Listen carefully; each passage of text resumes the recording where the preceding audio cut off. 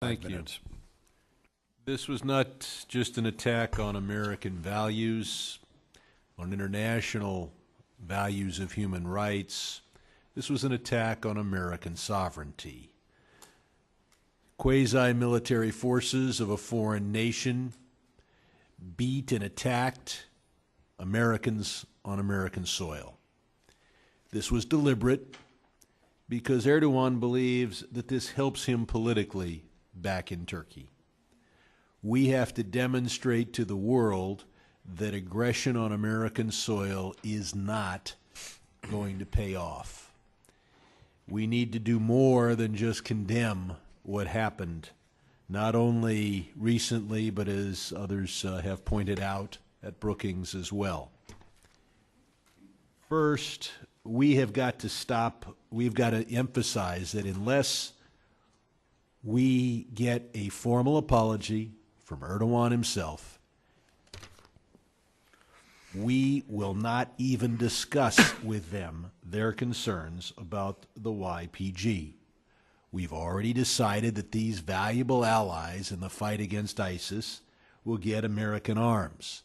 But the people of Turkey have to understand that we're not even willing to listen to a government that attacks Americans on American soil and brags about it and boasts about it and tries to benefit from it back in its home country.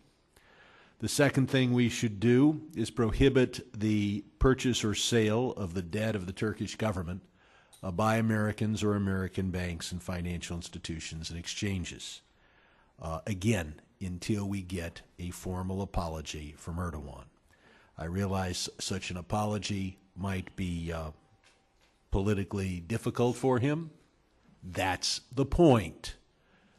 We have to illustrate this, or we will have other leaders attacking Americans, both in their countries and in ours, for their own political reasons.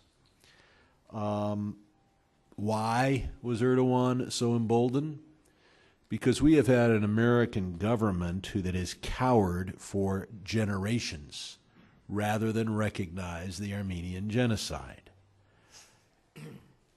If we are so weak that we engage, that we are a party to genocide denial, who should respect our laws or our sovereignty or think that they'll pay any price for anything they do here in our country?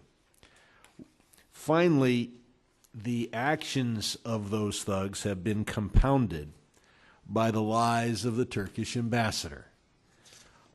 Keep in mind, Erdogan was never in any danger whatsoever. The protesters were peaceful. They did not provoke any pro-Erdogan demonstrators.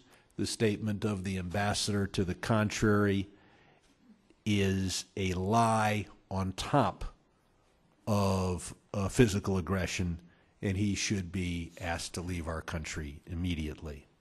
So this is really a test for the United States. We know who Erdogan is. The question is, who are we?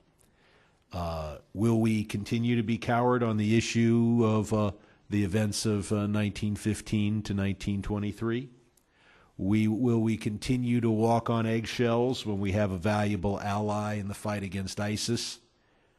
And will we continue to see American, the banking institutions finance the Turkish government at a time when Erdogan is able to extract political benefit from this attack on America? We'll see how we respond. The resolution we passed in committee today needs to be just the first step. I yield back.